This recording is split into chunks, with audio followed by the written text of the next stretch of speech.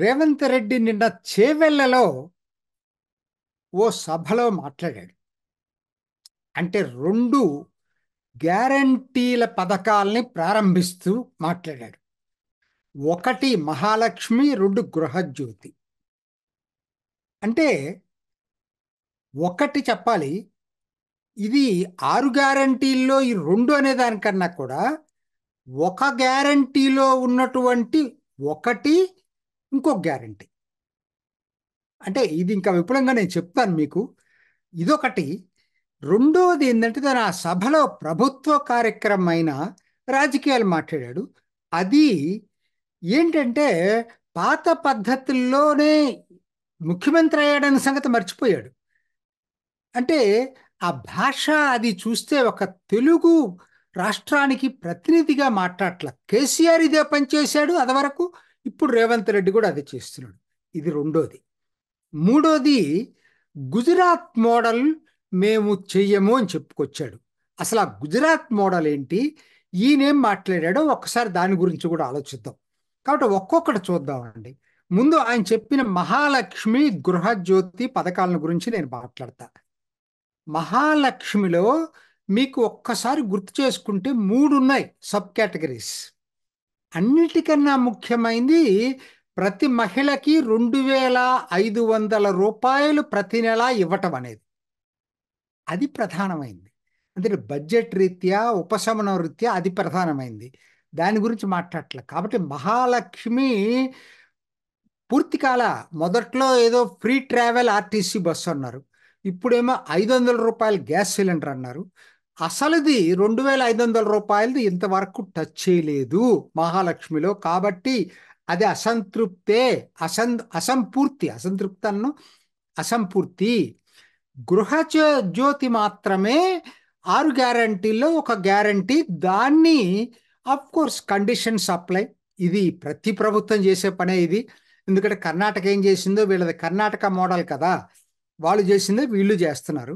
కాకపోతే ఫస్ట్ అసలు మహాలక్ష్మిలో ఇప్పుడు వాళ్ళు చెప్పిన 500 రూపాయల గ్యాస్ సిలిండర్ అనేది అద్భుతంగా చాలా చెప్పుకుంటున్నారు. బడ్జెట్ రీత్యా అదేం పెద్ద అమౌంట్ కాదు. ఎందుకంటే మోడీ ఇచ్చే ఎరువుల సబ్సిడీలో అన్ని వీళ్ళు చెప్పినవి అన్నీ కవర్ అయిపోతాయి. ఒక్క ఎరువుల సబ్సిడీ చాలు. ఓకే, అది రైతులకు సంబంధించి పక్కన పెట్టండి. ఇవాళ నేను చెప్పేది ఏంటంటే, ఈ 500 రూపాయల గ్యాస్ సిలిండర్ అంటే సుమారు ఇవాళ ఎంత, 950 రూపాయలు ఉందనుకున్నాం. గ్యాస్ సిలిండర్ అంటే 450 రూపాయలు వీళ్ళు సబ్సిడీ ఇస్తారు దీనికి. అందులో ఉజ్వల గ్యాస్ సిలిండర్స్ ఉన్నారనుకోండి, వాళ్ళకి మోడీ ప్రభుత్వమే 300 రూపాయలు ఇస్తా ఉంది. అది మర్చిపోతున్నారు. అంటే వాళ్ళకి ఉజ్వల గ్యాస్ లబ్ధిదారులకి రేవంత్ రెడ్డి ఇచ్చేది 150 రూపాయలే. 300 రూపాయలు మోడీనే ఇస్తా ఉన్నాడు. సో కాబట్టి ఇది టామ్ చేసినంత పెద్ద లబ్ధి ఏదో వస్తుందని అనుకుంటే నాకైతే అనిపించట్లేదు. బట్ ఏదైనా సరే ప్రామిస్ చేశారు కాబట్టి దాన్ని అమలు చేస్తున్నారు, అంతవరకు ఆహ్వానిద్దాం. గృహజ్యోతి నేను ఊహించిందే. ఎందుకంటే 200 యూనిట్లకి ఫ్రీ కరెంట్ ఇవ్వటంలో కండిషన్స్ పెడతారని చెప్పి నేను ముందు నుంచి ఊహిస్తున్నా. ఎందుకనంటే అసలు ఆ డిస్కమ్స్ ఎంత దారుణంగా ఉన్నాయి. వీళ్ళు ప్రకటించిన శ్వేతపత్రం చూస్తేనే దాదాపుగా 62,000 కోట్ల చిల్లర నష్టాల్లో ఉంది డిస్కమ్. 80,000 కోట్ల పైగా అప్పుల్లో ఉంది. మరి అటువంటప్పుడు న్యాచురల్గా నేను I can't expect that conditions లేకుండా ఇస్తారని అనుకోను. నాకెందుకోనో దీనికన్నా మోడీ మోడల్, కర్ణాటక మోడల్ కన్నా కూడా మోడీ మోడల్ బాగుంది. మోడీ మోడల్ ఏమంటున్నాడంటే, మీరు పెట్టుకోండి, అందరికీ వర్తిస్తుంది లేదని చెప్పలేను కానీ, అంటే ఇల్లు ఉండాలి కదా, ఏంటంటే సోలార్ రూఫ్ వాళ్ళకి కనీసం దీంతో పాటు దాన్ని అమలు చేయాలి. సైమల్టేనియస్గా అమలు చేస్తే ఇక్కడ బడ్డని తగ్గుతుంది. వన్ టైం మెజర్ అది.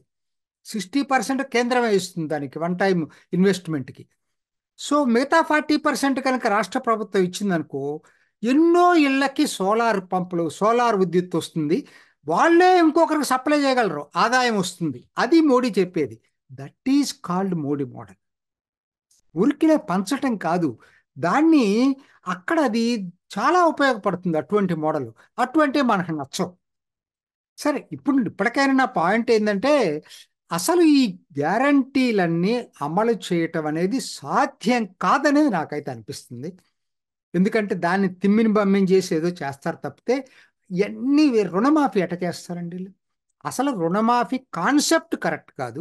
ఎందుకంటే రుణమాఫీలో సన్న చిన్నకారు రైతులు కవరేజ్ తక్కువ అని చెప్పి అనేక రీసెర్చ్ సంస్థలు చెప్పినాయి. బ్యాంకు క్రమశిక్షణ దెబ్బతింటుందని చెప్పి బ్యాంకులు మొత్తుకుంటున్నాయి. మూడోది, అసలు దాన్ని అమలు చేసే పరిస్థితి, వాగ్దానం చేశారు కాబట్టి అమలు చేస్తారా అంటే ఆర్థిక పరిస్థితి ఆ పరిస్థితి లేదు. కాబట్టి 4 గ్యారెంటీలు అయిపోయినాయి. రుణమాఫీ సపరేట్ గ్యారంటీ కాకుండా 4 గ్యారంటీలు అయిపోయినాయి అనేది కూడా వాస్తవం కాదు. ఒక గ్యారంటీ గృహజ్యోతి అమలు చేసినట్టు మిగతా 5 గ్యారంటీలు ఉన్నాయి. ఎందుకంటే మహాలక్ష్యంలో మేజర్ స్కీమ్ 2,500 రూపాయలు ఇంకా అక్కడే ఉంది. సో నేను చెప్పాల్సి ఉంటే చాలా ఉన్నాయి ఆ గ్యారంటీలన్నీ. ఇప్పుడు నా టాపిక్ అది కాదు, దాంట్లోకి వెళ్ళట్లేదు. కాకపోతే ఇది ఊహించిందే. ఇది ఈయన మోడల్, రేవంత్ రెడ్డి మోడలు.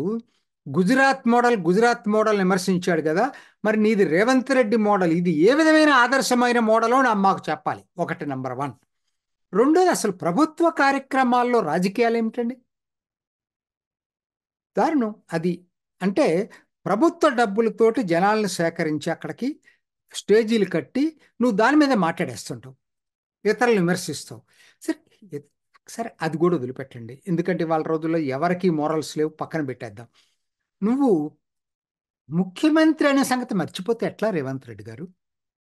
మీరు కేసీఆర్ని విమర్శించి మీరు అదే బాటలో నడుస్తున్నారు. ఇవాళ ఏం చేస్తున్నారు మీరు? ఆ భాష ఏంటి అసలు? ఒక హుందా పోయి, ఒక ముఖ్యమంత్రి తనం అనేటువంటి హుందా మర్చిపోయి కేసీఆర్ని విమర్శించి మీరు కూడా, అంటే మీరు ఇంకా ప్రతిపక్షాల్లో అప్పుడు విమర్శిస్తే ప్రజలు హర్షించారు.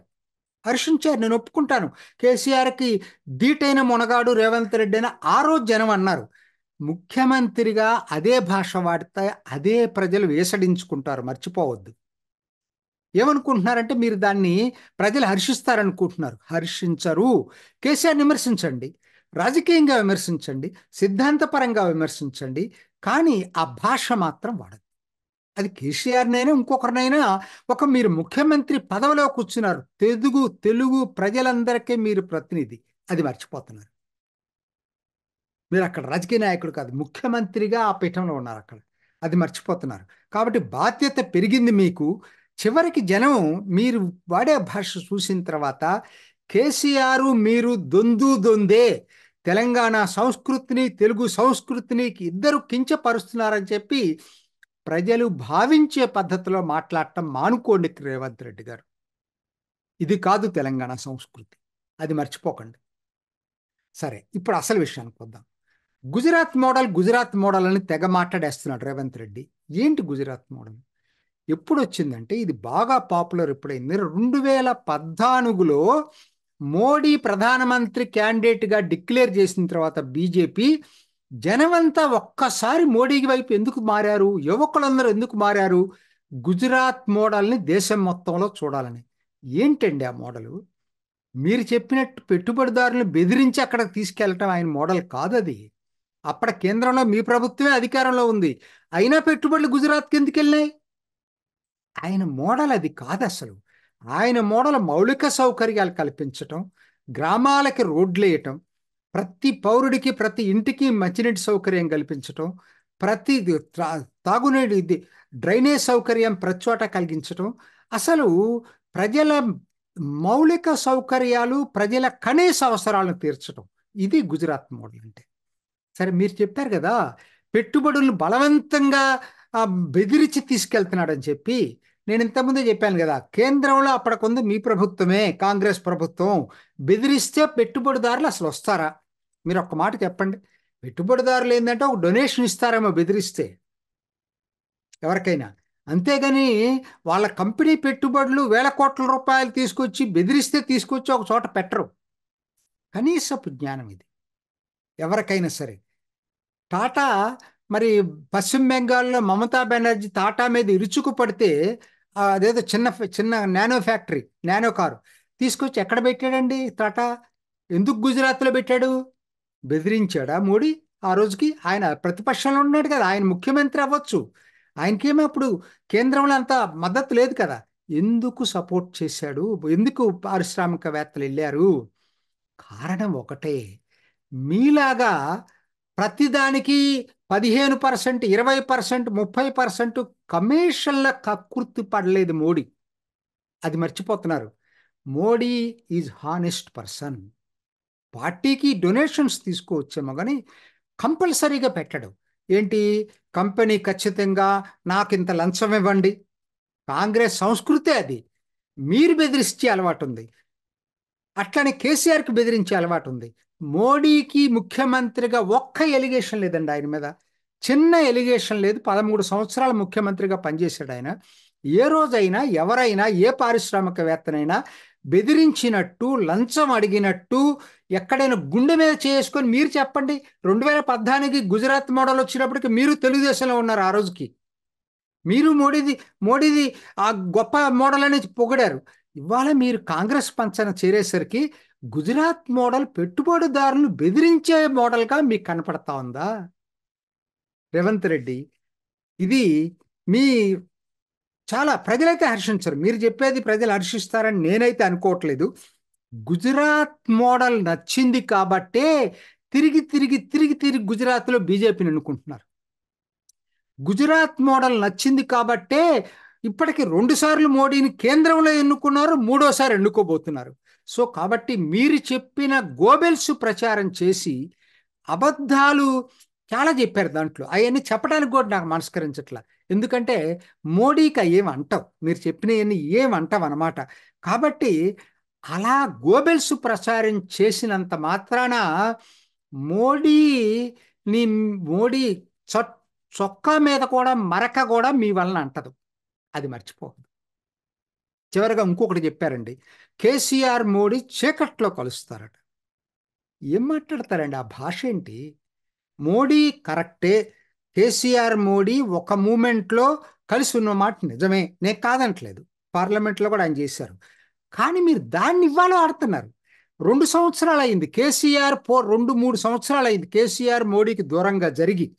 మీరు కోట్ చేసేయని అంతకుముందు దూరంగా జరిగిన తర్వాత ఆయన ఎప్పుడు మోడీతో కలిసినట్లేదే, మోడీ ఎప్పుడు కేసీఆర్తో కలిసినట్లేదే. ఒక్క ఉదాహరణ చెప్పండి. కలిసింది మీతోటి కేసీఆర్ పార్లమెంట్లో భుజాలు మీ కేశవరావు, రాహుల్ గాంధీ ఒక పక్కన కూర్చొని పార్లమెంట్లో మాట్లాడుకున్న సంఘటనలు, అట్లానే మల్లికార్జున ఇంటి దగ్గర కేశవరావు వెళ్ళి మాట్లాడిన సంఘటనలు, రాహుల్ గాంధీ తోటి పార్లమెంట్లో బీఆర్ఎస్ వాళ్ళు వెళ్ళి మాట్లాడిన సంఘటనలు, ఇవన్నీ చాలా కోకొల్లలు. కాబట్టి ఏదన్నా అటువంటిది ఏదైనా జరుగుంటే మీతో జరుగుతుంది. కానీ గత 2-3 సంవత్సరాల నుంచి బీఆర్ఎస్ బీజేపీ కలిసి ఉన్నాయనేటువంటి అబద్ధ ప్రచారం నిజం కాదు రేవంత్ రెడ్డి గారు. పోయినసారంటే కేసీఆర్ను దించే దీంట్లో మీరైతే దించుతారనేటువంటిది ఆ భ్రమల్లో పడిపోయి జనం మీకు ఓటేశారేమో.